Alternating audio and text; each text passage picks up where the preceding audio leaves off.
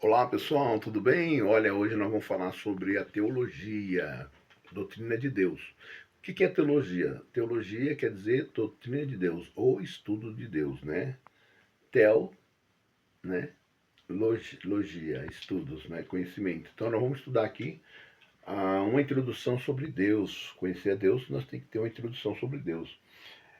Hoje eu estou com um livro aqui, ó. Vou mostrar para vocês a capa do livro. Pera aí, olha lá. Esse livro aqui, ó. Esse livro aqui, ele é o Guia Wellington, né? Ele é um ensino bíblico, né? Ele é um método de teologia. Então ele fala sobre tudo, doutrina de Deus, doutrina do homem. Nós vamos aqui conhecer aqui um pouquinho, vamos dar um conhecimento que eu achei esse livro muito interessante. Algumas palavras aqui desse ensinamento é muito interessante mesmo, tá? Por que eu preciso saber quem é Deus da Bíblia? Por que eu preciso saber? Já começa já com uma pergunta. Por que eu preciso saber quem é Deus? Primeiro, a ideia mais grandiosa e mais profunda da mente humana pode se conceber e refere ser a possibilidade da existência de um Deus pessoal. A importância da relação do homem a essa ideia não significa um exagero, já que isso não apenas governará a sua vida aqui na Terra, mas também determinará o seu destino final. Então é bom conhecer a Deus porque essa importância em relação ao homem, ela não é um exagero, mas já não, e não apenas governará a sua vida aqui na Terra, né? Mas também determinará o seu destino final. Então, quando você conhece a Deus, não somente Deus vai poder dar um destino para você e vai governar a sua vida, né? Como vai dar um destino final para a sua vida, para a sua alma, né? Então é bom você conhecer a Deus, né? Ele vai guiar você. Então vamos lá. Quais são alguns argumentos filosóficos? Quais são alguns argumentos filosóficos para entender a Deus? Primeiro, o argumento filosófico, nós vamos ver aqui, ó, que prova a existência de Deus. Ao longo do século, alguns argumentos extra-bíblicos têm sido definidos para confirmar a existência de um ser supremo. Alguns desses argumentos são, vamos lá, argumento de crença universal. Então nós vemos que aí uma crença bem grande, né? Então essa crença universal diz que todos os povos têm em comum alguma ideia relativa a um ser supremo. Esse aí é o argumento psicológico ou filosófico, né? Esse argumento tem sido desafiado com frequência, mas jamais foi refutado. Embora com o conceito de Deus encontrado entre diversas culturas, civilizações, diferencia muito no tocante ao número, ao nome e à natureza desses supremos. Ainda assim, a ideia permanece no meio dessa cultura, no meio das religiões, no meio de crenças, né? A ideia de um Deus supremo, um Deus que existe, um Deus criador. Um exemplo clássico disso é a história de Ellen Carley. A história de Ellen Carley surgiu em 1980 e 1968, depois de Cristo. Com a idade de 2 anos, a senhora Kelly ficou cega, surda, perdeu o sentido do olfato e depois de 2 meses de tentativa agonizante e infrutífera por parte de suas professoras para comunicar-se com a menina, um milagre aconteceu. Então, esse milagre, um dia ela entendeu subitamente o conceito e o significado da água corrente. A partir desse humilde alicerce, a senhora Kelly construiu uma grandiosa torre de pensamento, incluindo a habilidade de usar a própria voz para falar. Ela tornou-se uma pessoa educada, articulada, e algum tempo depois de haver projetido o ponto de poder participar de uma conversa, Ellen foi ensinada a respeito de Deus e do seu amor a viver Cristo para morrer na cruz, e relata que ela respondeu com alegria eu sempre soube que ele existia, mas não sabia o seu nome. Então, assim, ela entendeu que Deus existia pelo milagre que aconteceu na vida dela e ela não conhecia o nome dele. Ela conheceu por uma corrente d'água que ela viu passando. Ela conheceu pelo ar que ela via respirando, que era o vento. Então ela tinha uma ciência que existia algo que fez aquilo. Interessante, né? Então nós vemos Deus nas mínimas coisas, numa uma água que fica correndo, num vento que vem passando. Filosofia, nós conhecemos a Deus pelo passarinho que fica voando. Aí nós sabemos que existe uma existência sobrenatural naquilo, na árvore que fica balançando, né? Então vamos lá. Agora, qual é o argumento cosmológico, né? Que as pessoas, na ciência, ela faz muitas pesquisas para entender Deus, né? Para entender como o mundo foi criado, como o mundo surgiu, né? Então, eu vou ver aqui o argumento cosmológico. Por que eu estou lendo esses argumentos? Para que você possa também entender que, que algumas pessoas já tentaram entender Deus também.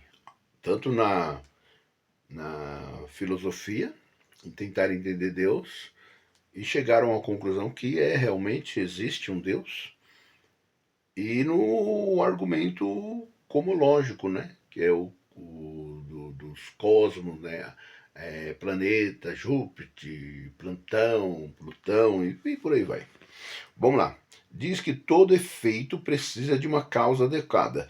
Então, o argumento cosmológico diz que todo efeito, tudo que faz um efeito, ele precisa de uma causa adequada para que aquilo aconteça. Lógico, alguém tem que ter uma causa, tem que ter um efeito, né?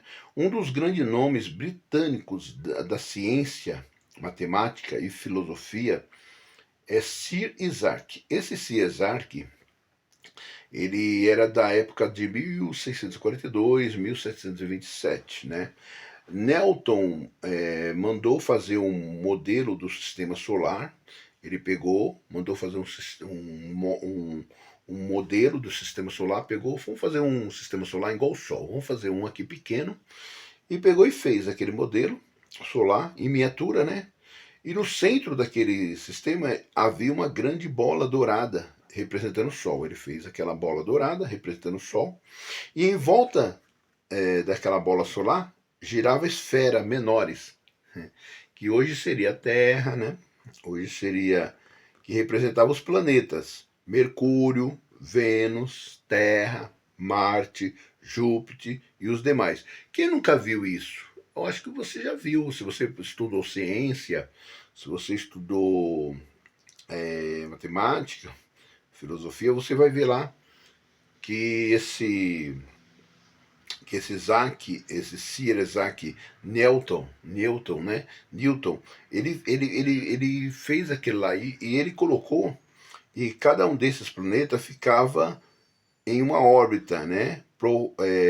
Proporcionalmente equivalente às que seguem no sistema solar verdadeiro. Então ele igualzinho que estava no céu lá, que você olha de lá de cima, você olha, você vê os planetas, foi igualzinho, ele fez igualzinho.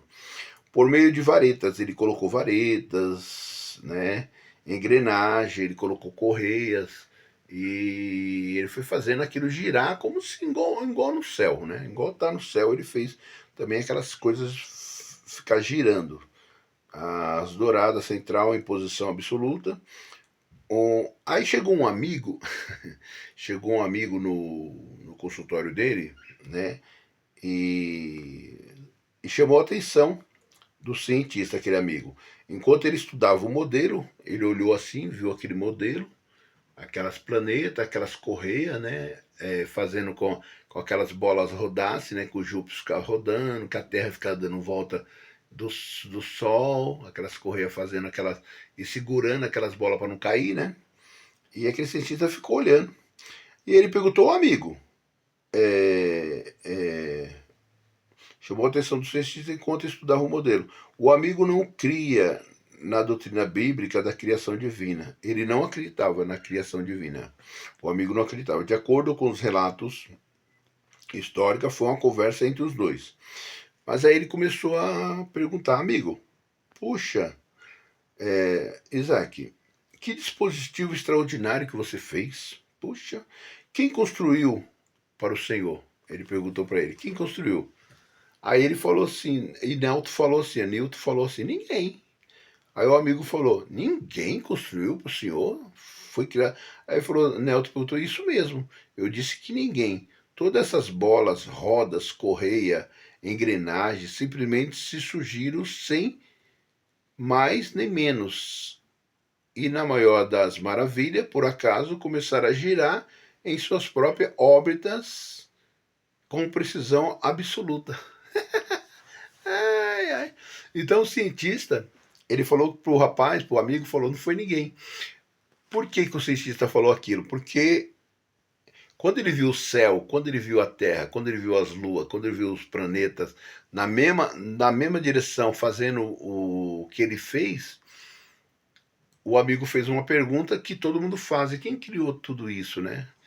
Existe um ser que criou, porque tem alguém que fez isso, porque não é do nada, não ia surgir um sol, uma lua, um planeta que gira e não tem nada segurando. Nos olhos humanos você não vê ninguém segurando a Terra, mas tem firmamentos, né? Tem alicerces ali, mas você não vê, nem eu, nem ninguém vê, né? Mas o do cientista aqui nós vemos que ele conseguia ver. E isso é interessante, viu? Aí, vamos lá dar continuidade aqui à leitura. É claro que os visitantes entenderam o argumento submetido. Eles entenderam, porque ele, assim como não tem explicação, ele também quis dizer que o dele também não tinha explicação. Ele não queria dizer que foi ele que construiu. Assim também você não acha quem construiu, porque ele não diz fui eu que construí. Apesar que se você lê a Bíblia, você vê que Deus fala que foi ele que construiu, né? Mas só quem lê a Bíblia é que vai entender que Deus construiu o céu e a terra. Então nós vemos aqui, ó, que no princípio criou Deus o céu e a terra. Kluver, Robert Tigward, né? O argumento teológico afirma que todo designe, né, precisa do designe. Então, uma criação para ser criada precisa de um autor, precisa do design, precisa de alguém para planejar, para projetar. Então, Deus foi esse design. Você entendeu? Então, segundo a teologia, né? Isso pode ser visto facilmente pela velocidade constante da luz, pela lei da gravidade, pelas ordens dos planetas ao redor do Sol, pela complexidade do infinito átomo e pela composição extraordinária do corpo humano. Todo esse designe, né, declara a existência de um design divino. Então, o corpo humano, quem criou nosso corpo? Quem formou esse desenho, né, que hoje nós queremos ficar bonito, queremos ser belos, né? O ser humano quer ser belo. Então, quem criou? Quem formou quem foi o artista, né? Então, os homens querem saber, todo mundo quer saber quem foi o artista do Sol, quem foi o artista da Lua, quem foi o artista da Terra, né? Que construiu Júpiter, planeta, né? Então é isso aí. O argumento ontológico afirma o ser humano possui a noção do ser mais perfeito. Esse conceito inclui a ideia de existência, já que um ser perfeito que não existia nem seria tão perfeito quanto o ser que já existisse. Portanto, como a ideia de existência está contida no conceito de ser mais perfeito, o ser mais perfeito deve existir. Aí, ó, é uma frase filosófica, mas de um argumento ontológico, né? Que o ser humano possui a noção de ser mais perfeito. Então, o ser humano é um ser bem perfeito mesmo. Tem olho, tem boca, tem nariz, tem ouvido, tem mão, tem perna. Perfeito, perfeito, perfeito.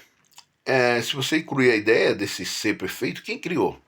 Existe, sim, no meio desse designe, um design, tá? Agora vamos ver aqui o argumento antropológico. O antropológico afirma que a consciência e a natureza moral do homem demanda um criador autoconsciente e moral. Esse parâmetro interno não fornece informação alguma, mas as informações nas quais o homem baseia o seu julgamento pode estar correta. Porém, ainda assim, a consciência diz nos que devemos fazer o que é certo, independente das informações que possuímos.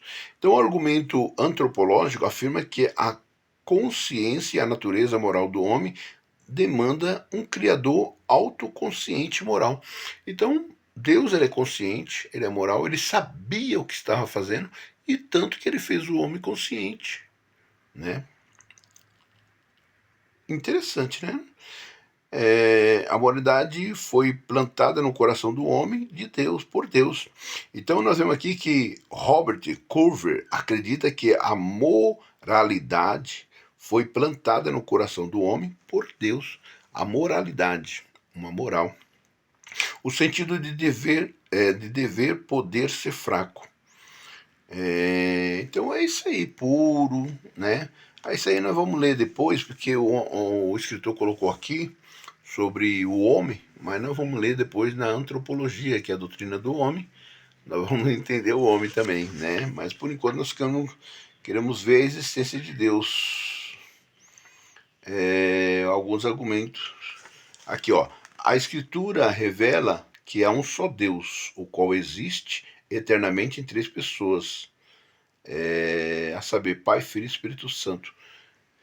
Então, existe o Pai, existe o Filho e existe o Espírito Santo, mas esses três é um só, que seria a Trindade. Depois nós vamos chegar aí na Trindade, porém nós não vamos falar sobre a Antridade, mas vamos ver aqui sobre essa questão. Então existe esse Deus, né, distinguível quanto à sua atividade, porém indivisíveis na existência, o que é tanto o Criador como o Redentor de todas as coisas. Quais são algumas das principais concepções falsas por Deus? Tem algumas pessoas que entendem Deus fora da Bíblia, né? Fora da Bíblia. Mas tudo que nós estamos entendendo sobre Deus é dentro da Bíblia, que foi comprovada a existência da Bíblia e foi comprovada a existência de Deus segundo a Bíblia. E a teologia, ela sem a Bíblia ela não é teologia. Então, vamos entender aqui no outras pessoas como ela entende Deus. O ateísmo, eles acham que não há Deus. Isso é uma concepção falsa sobre Deus, uma concepção falsa. Então Deus não existe. Isso é um ateu, uma pessoa que não crê em Deus, o ateísmo, né? Agnoteísmo. O que é agnoteísmo? Agnoteísmo não podemos saber da existência de Deus. A palavra agnoteísmo significa literalmente não há conhecimento. Então, agnoteísmo é uma pessoa que não tem conhecimento de Deus, ela não sabe da existência de Deus. Eu não sei da existência de Deus, então eu sou um agnoteísmo, tá certo? O que é? Opa, caindo aqui o celular. Nós estamos estudando teologia. Para quem chegou agora, nós estamos estudando teologia de Deus, conhecimento de Deus, relacionada a Deus e sua doutrina, né? Agnoteísmo. E agora nós vamos ver politeísmo. O que é politeísmo? Politeísmo, existe muitos deuses. Tem pessoas que acreditam que existe muitos deuses, né? Como outros países aí, tem países que existe que o boi é Deus, o gado é Deus, quer dizer que a vaca é Deus, né? E a cobra é Deus, tudo eles acham que é Deus, né? Então isso se chama politeísmo. Existe muitos deuses, eles adoram muitos deuses, tudo para ele é Deus. Então isso é politeísmo. Panteísmo. O que é panteísmo? Deus é tudo, tudo é Deus. Portanto, Deus é um pôr do sol, glorioso, uma chuva refrescante, o risco de beber, porém todos absolutos, né? Então, o politeísmo é isso, Deus é tudo, é na chuva, é no sol, Deus é sol. Então, existe essa concepção aí do politeísmo. Vamos ver aqui. Deísmo, o que é deísmo? Deísmo, Deus criou originalmente todas as coisas, abandonando a sua criação de imediato. Aqui o pessoal acha que Deus ele criou originalmente todas as coisas e depois abandonou a sua criação. Essa teoria acredita na existência de Deus, mas respeita o seu relacionamento com o mundo e a sua autorrevelação, assim como o panteísmo aceita a imanência de Deus, mas exclui a sua transcendência e deísmo aceita a transcendência de Deus, mas exclui a sua inaminência. Então, aqui o deísmo ele aceita que Deus criou originalmente todas as coisas, mas abandona a criação imediata. Ele acha que Deus abandona, que Deus não liga mais para as pessoas, que Deus não existe, né? Então isso aí se chama deísmo, né? E outras palavras depois de criar o mundo, né? Então, gente, nós vemos aqui sobre argumento para quem chegou agora. Para quem chegou agora, nós estamos falando sobre a teologia, que é a doutrina de Deus, e nós fizemos aqui uma pequena introdução sobre Deus, sobre a criação de Deus. E agora nós vamos ver sobre a existência de Deus. Nós fizemos aqui uma comparação, isso é muito importante, sobre comparar Deus, né, com alguns teses de algumas pessoas. E segundo a psicologia, né, nós entendemos quem é Deus, isso é sobre o cientista também. Nós vamos ver aqui alguns nomes dados por Deus, segundo a Bíblia, né? Quais são os 4 principais nomes de Deus? Uma das passagens mais conhecidas, Romeu e Julieta, encontra na segunda cena do segundo ato, quando a história começa. Julieta está lamentando o fato de seus pais. Sente aversão intensa pelos pais do seu amado Romeu. Tentando minimizar a situação, ela suspira, o que é Montesquieu não é a mão, nem o pé, nem o braço, o rosto, nenhuma parte alguma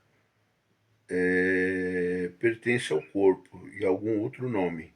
Quem há um simples nome, o que chamamos rosa, teria igual perfume sobre outra designação. Portanto, para Julieta, o nome de uma pessoa significa muito, pouco ou quase nada. Entretanto, esse definitivamente não é o caso quando abordamos a Bíblia. Aliás, pelo contrário, podemos descobrir muito sobre uma pessoa apenas examinando o nome atribuído a ela.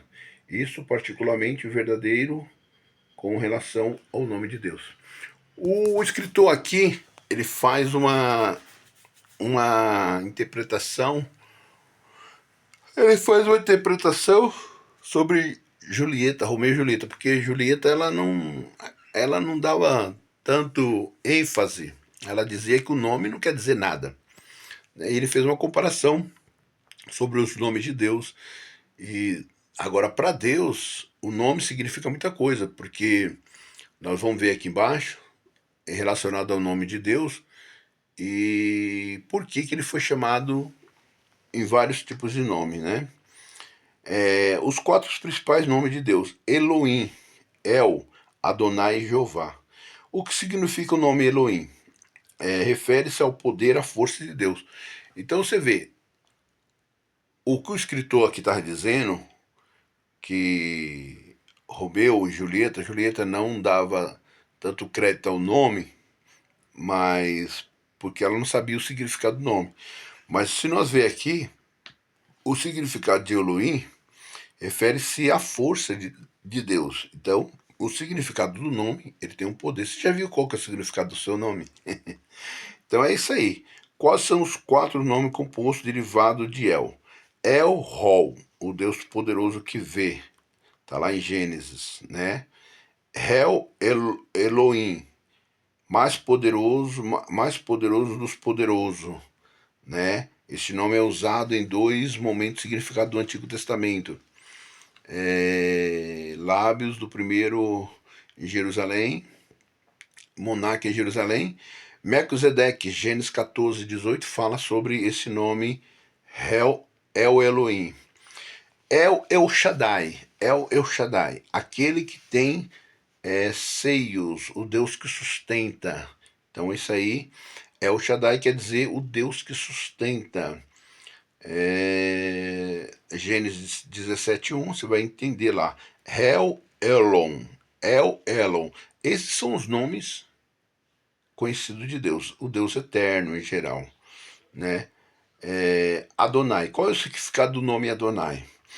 Ele é mestre, significa mestre, senhor.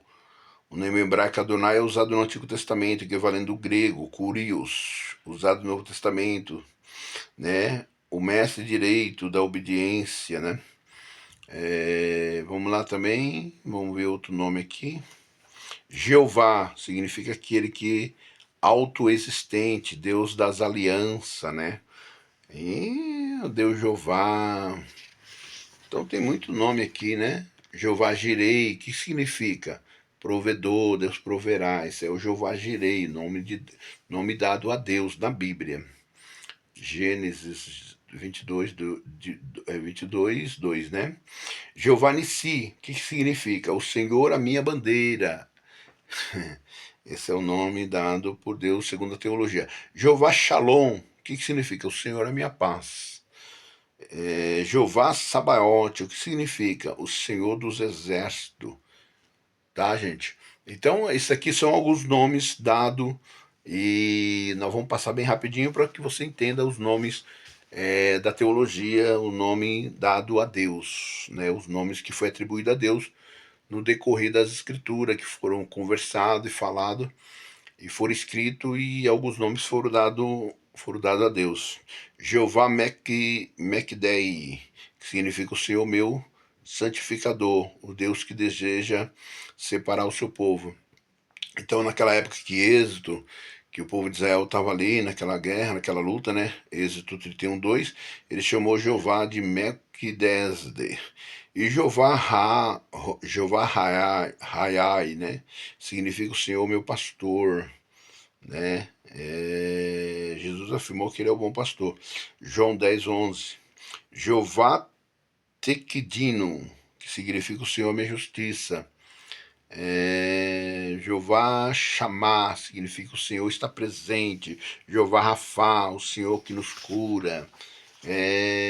Tantos outros nomes atribuídos por Deus aí são atributos divinos, né? Reduzido à sua definição mais simples, o atributo divino é algo de Deus, algum é revelado acerca de si mesmo, e alguns teólogos preferem a palavra perfeição a atributos, né, de Deus.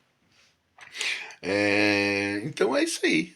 É importante você conhecer na teologia, ela explicar os nomes de Deus, porque você vai ver o que Deus significava para os seus discípulos, o que Deus significava. Quando nós falamos Jeová Nissi, ou quando nós falamos Jeová Rafá, nós estamos falando o Senhor que nos cura. Então, alguém foi curado e chamou Deus Jeová Rafá. O Jeová é Rafá. Ou ele podia falar assim, Deus que nos cura.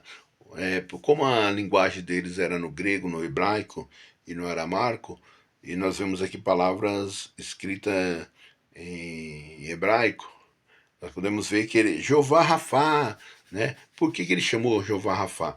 Porque eles receberam curas, né? Então Deus trouxe aos israelitas o termo do plano da saúde, né? Que foi da cura, daquelas doenças, né? As chagas, aqueles leprosos, né? Como alguns foram curados. Então é isso aí, gente. O nome significa o que ele fez, o que ele fazia. As pessoas chamavam. Eu posso fazer, eu posso dar uma comparação. Senhor Todo-Poderoso, o Senhor, nossa, o que o Senhor fez ninguém faz. Então eu posso receber ver um milagre grande que eu posso falar, nossa, o Senhor todo-poderoso, então eu chamaria de todo-poderoso. Ah, o Senhor o Deus do milagre, curou eu, né? Curou eu, Deus do milagre. Então, esse é nome dados a Deus, independente daquilo que você foi feito na sua vida. Tá? Então, dentro da Bíblia existe isso aí. Nós vamos ver agora atributos a Deus. O que é atributos a Deus? São atributos divinos. Reduzida a definição mais simples, o atributo divino é algo que Deus, de algum modo, revelou acerca de si mesmo. Alguns teólogos preferem a palavra perfeição dos atributos. Quando falamos atributo de Deus, estamos referindo a sua qualidade de constituir que ele é. Os atributos são características da sua própria natureza. Não estamos referindo-nos aqui aos atos que eles realiza, como criar, guiar, proteger, e nem aos papéis correspondentes, o que ele exerce ao seu Criador. Os atributos são qualidades de toda divindade. Por que precisamos falar dos atributos de Deus? Por quê? Porque atributos de Deus são as qualidades de Deus, são a sua personalidade, são algo que ele é, né? Ou o que ele representa e o que ele pode fazer. Vamos ver? Os atributos são qualidade de toda divindade. Ele não deve ser confundido com a prosperidade, não é propriedade, não. Os quais, tecnicamente falam, são as características distintas das várias pessoas da Trindade. As propriedades são funções gerais, atividades mais específicas, ou os atos mais específicos ainda, dos membros divinos da divindade. Os atributos são qualidades. Então, os atributos são qualidades permanentes. Elas não podem ser ganhas ou perdidas. Elas são intrínsecos. Portanto, a santidade não é um atributo, mas uma característica permanente. Deus seja. Vamos ver aqui. Vamos ver se nós vamos. Vamos entrar aqui nos atributos comunicáveis. Trata-se de qualidade exclusiva da natureza de Deus. Esses atributos são importantes. Primeiro, atributos comunicativos. Deus é espírito, então Deus se comunica com a pessoa. Esse é um atributo de Deus, né? Atributo não comunicativo, não comunicáveis. Deus é espírito, ele é supremo, puro, perfeito, incorpóreo, imaterial, insetos de parte física, tamanho ou dimensão. Deus ele é o único, supremo, ser unificado, sendo cada atributo divino perfeitamente unido a todos os outros atributos, embora mantendo a sua própria singularidade, identidade e função. Deus é uma triunidade, existe apenas um Deus, entretanto, a unidade divina há três pessoas externas, coiguais, Pai, Filho e Espírito Santo, independente da substância, quem cada uma pessoa é, porém distintas em aparência e cada pessoa faz. Quando nós lemos lá sobre a Trindade, sobre Deus, Pai, Filho e Espírito Santo, que nós falamos que é um só Deus, que as três pessoas é um só, mas função diferente, nós vemos aqui os atributos não comunicáveis, que seria do Espírito Santo, né? Deus é Espírito. Então, Deus é Espírito, ele é um ser supremo, perfeito, incorpóreo, imaterial, inseto de parte física. Quer dizer que o espírito ele não tem um corpo, né? Ele não tem corpo. Um espírito é um ser unificado, né? Perfeitamente unido de todos os outros atributos, embora mantenha sua própria singularidade. Ele é perfeito, incorpóreo, imaterial, ele não é material. Ele é isento de parte física, ele não tem parte física. Ele não tem tamanho e nem dimensões. Então ele é espírito, né?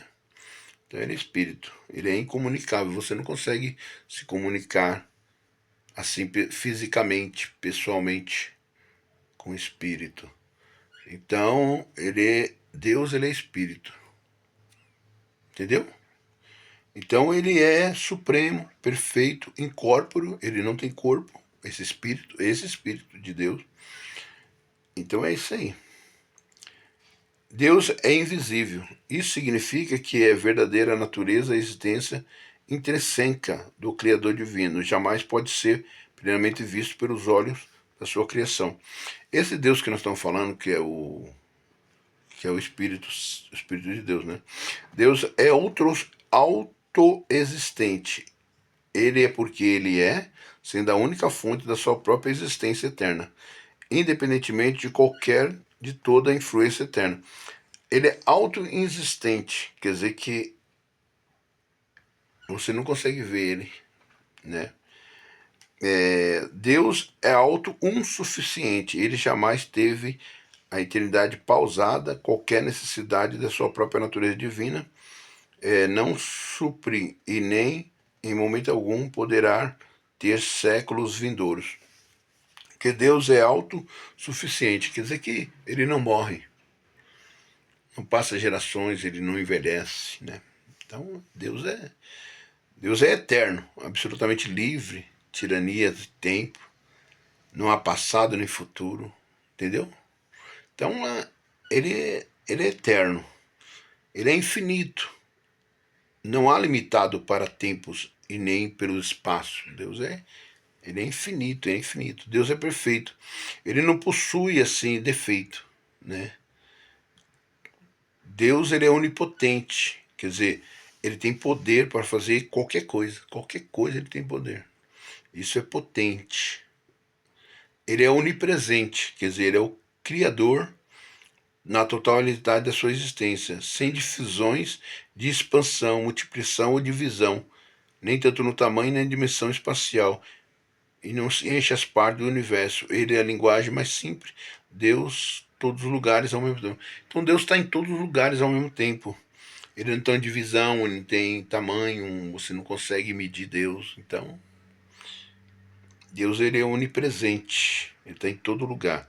Deus ele é onisciente, ele possui conhecimento completo, universal de todas as coisas.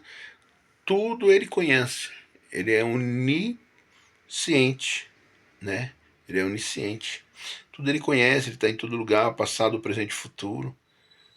É real, mas também impossível. Deus, né? Então ele é onisciente, ele possui todo o conhecimento. Ele é imutável, ele nunca muda. Então Deus nunca muda, ele é imutável em relação a si mesmo. É o seu caráter divino, pleno com relação aos homens, possa mudar, a sua pessoa não muda. Ele verdadeiramente é o mesmo ontem eternamente. Então, Deus não muda, ele é imutável. O homem muda, né? Mas Deus não muda. Deus permanece o mesmo. Ele é o mesmo ontem, hoje e sempre será eternamente. Isso aí fala sobre os atributos não comunicativos, né? Isso aí são os atributos comunicativos que nós estamos lendo. Deus é incompreensível, significa que ninguém jamais será capaz de entender e compreender Deus. Quer dizer que Deus ele é incompreensível, ninguém jamais vai compreender Deus. Porque as pessoas estudam, nós teólogos estudamos Deus, tentamos entender Deus, mas ele é incompreensível. É muita. Quem é Deus, quem ele faz, exceto o próprio Deus, né? Então é muita coisa, né? Deus é inescrutável. Esse atributo refere-se ao caminho inexplicável e misterioso de Deus. Então Deus ele é mistério. Deus ele é mistério. É um mistério que todo mundo tenta desenrolar. Deus é luz, ele é a essência, ele é a fonte da força, o padrão do sustentador, do iluminador física, mental e espiritual. Então Deus é luz, ele é uma luz, ele é uma fonte de força. A luz é uma energia. Então Deus ele é uma energia. Ele é um padrão sustentador da iluminação física, mental e espiritual. Isso nós estamos estudando Deus. A pessoa fala, mas pode estudar Deus? Pode. Lógico que pode. Aqui nós estamos estudando Deus. Vamos chegar a um pleno conhecimento de Deus? Não vamos. Mas nós vamos entender sobre a criação e sobre o poder dele. Deus é luz. Deus é singular. O que é singular? Ele é absolutamente distinto de todo ou de tudo conhecimentos, né? Ou podemos conhecer estando totalmente separado de todas as suas criações. Deus ele é glorioso, né? Quando falamos sobre essa questão de singular, ele é absolutamente distinto de tudo aquilo que conhecemos. Então ele é diferenciado, né? Deus é glorioso, ele está coberto de riqueza magníficas, deslumbrante belezas. Você vê que a beleza está nas estrelas, você vê que a beleza está no céu, você vê que a beleza ela está nas cores do arco-íris, né? Então agora você imagina Deus, né? Você imagina a beleza de Deus, a grandeza de Deus, o clarão de Deus. Então, Deus ele é glorioso, ele está coberto de riquezas, né? Agora nós lemos sobre os atributos incomunicáveis, né? Que não comunica, né? Os atributos não comunicáveis de Deus. Agora nós vamos ler os atributos comunicáveis. Esses atributos revelados por Deus são pelo menos parcialmente entendidos e vivenciados na existência humana. Primeiro, Deus é vida. Isso se refere à energia interior externa, ilimitada, pessoal e antorciente, autodeterminada, vibrante, que só pode ser encontrada na própria existência de Deus. Deus é vida. Quando falamos vida, nós falamos sobre há uma energia externa, que seria uma energia interior, perdão, e eterna, né? Uma energia dentro da pessoa, como posso dizer, é uma cura interior. Então ele dá vida à pessoa que não tem vida. Isso se chama uma cura interna, né? A cura interna, tá? Deus é vida, então ele dá vida porque ele tem vida para dar para nós. A pessoa que está desesperada, deprimida, então Deus chega e dá vida e muda aquela história. Deus é uma pessoa, então ele existe. Ele tem consciência da sua existência, tendo poder de autodeterminação, possuindo todos os atributos da personalidade. Então Deus não é uma pessoa. Deus não é uma pessoa que tem todo o conhecimento da existência dele e do seu poder. Deus é reto justo. Suas ações estão em perfeita harmonia com a lei divina que ele mesmo estabeleceu. Portanto, como ele é padrão de tudo que é certo, ele sempre fará o que é certo. Então, Deus ele é perfeito. Não existe defeito, né? Na concepção de hoje que nós observamos, Deus ele é perfeito e você não vai encontrar defeito em Deus, tá certo? Deus é soberano, ele é único, absoluto, governante do universo, tendo total liberdade, poder, conhecimento, sabedoria, determinação para realizar toda a sua divina vontade com sucesso. Então ele é soberano, ele é único, ele governa o universo, ele está sob o domínio de todas as coisas, da sabedoria, determinação. Então Deus ele é soberano, ele é soberano. Deus é verdadeiro, isso significa o seu ser de conhecimento estão em conformidade eterna com um outro. Portanto, Deus é verdadeiro, porque só Ele representa as coisas como elas realmente são e porque são verdadeira realidade revelada. Então, Deus ele é verdadeiro, tá? Então, as coisas que Ele faz são verdades. Deus é sábio.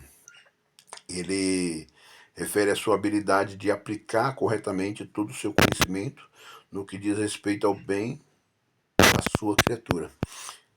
Esse livro é interessante, você vê que tem passagem aqui boa, aqui tem passagem boa, bem explicativa. Então aqui nós estamos, para quem chegou agora, nós estamos falando sobre a teologia, doutrina de Deus, e nós estamos aqui dando uma introdução sobre Deus e conhecendo os atributos incomunicativos e os atributos comunicativos de Deus.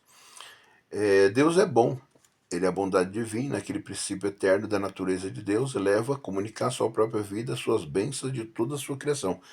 Ele é bom, ele tenta, desde o princípio da sua natureza, Deus eleva a comunicar a sua própria vida, as suas bênçãos a toda a criação, porque tudo que Deus criou, ele quer conservar, né? Você vê que no Jardim do Éden, em Noé, quando Deus destruiu a terra, a Bíblia fala que ele se entristeceu. Ele não gostou do que foi feito, apesar que ele destruiu a terra por causa do homem, ele não se sentiu bem e falou que nunca mais destruía a terra por causa do homem, porque Deus é bom. Ele não achou por bem ter destruído a terra, né? Então a vontade de Deus não é essa, tá certo? Deus é santo. No sentido positivo da palavra, a santidade de Deus garante a abundância de todos os elementos limpos e puros da sua vida pessoal. No sentido negativo, ele garante a essência absoluta de qualquer elemento impuro ou moral. Então Deus é santo, ele não aceita coisas impuras, porque ele é santo. Deus é paciente, longânimo. Deus é um Deus de ira, ele também se ira também. Deus é um Deus zeloso, ele zela pelas coisas dele. Deus, ele é fiel. Então, esses são atributos comunicativos de Deus. Deus, ele é misericordioso, ele tem misericórdia. Deus é grandioso, ele é grande, ele é conhecedor de todas as coisas. Deus é amor, ele ama. Nossa, gente, é muitos atributos de Deus. O que significa atributo? Ele significa que Deus existe como um espírito puro, perfeito, sem tamanho nem dimensão, portanto, a sua própria natureza, a sua existência suprema. Nós conhecemos a Deus como? Nós conhecemos os atributos dele, pela personalidade dele. Então, quando nós falamos sobre atributos de Deus, nós estamos falando sobre o próprio Deus. Nós estamos estudando Deus. Quando nós falamos atributos de Deus, nós estamos estudando Deus, a sua personalidade, as suas qualidades, o que ele faz, o que ele pode, o que ele não pode, o amor dele. Então é estudar Deus, é estudar Deus. Tá certo, gente? Então vamos aí. De forma a Bíblia caracteriza Deus como uma pessoa. De que forma a Bíblia, eu li aqui, de que forma a Bíblia, há uma interpretação diferente, agora você vai entender. De que forma a Bíblia caracteriza Deus como uma pessoa? De que forma ela faz? Gênesis 1, eles caracterizam que ele cria. Deus, ele é um criador. Ele destrói. Gênesis 18, ele destruiu. Ele provê. Então Deus proveu o maná no deserto. Ele promove. Ele promoveu. Salmo. Pessoas. Ele se importa. Então aqui a Bíblia mostra que ele se importa.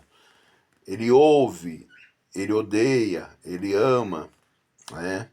Então é isso que as pessoas entendem Deus segundo a Bíblia. Pessoal, nós vemos aqui alguns atributos incomunicáveis e alguns atributos comunicáveis. Espero que você tenha gostado. Nós vamos depois dar continuidade a essa passagem desse estudo. Nós estamos fazendo o estudo de teologia. Eu sou o professor Claudimir. Pena que o espaço aqui é pouco. Nós estamos lutando para ter um espaço maior e para ter um tempo maior também, porque nós temos outros afazeres que nós fazemos constantemente durante o dia e não temos o tempo, os 24 horas para... Eu estou sozinho nesse momento fazendo esse vídeo, não tenho outras pessoas que edite esse vídeo, que mande esse vídeo para as nuvens, eu que tenho que mandar e tal. Mas graças a Deus por isso e essa oportunidade que Deus está dando para que a gente apresente a teologia e o conhecimento para vocês. Nós estamos estudando esse livro, nós vamos terminar esse livro é quase 3.000 páginas, então nós vamos falar aqui bastante, vamos se encontrar bastante aí pela internet. Então eu espero que você compartilhe, que você ouça e que goste, comente aí se você está gostando do tema, né, da teologia. E não é como um professor, tem uma lousa que explica e tal, mas tá certo, é isso aí. Pessoal, espero que você goste, forte abraço, tá bom? Tchau, tchau pra vocês.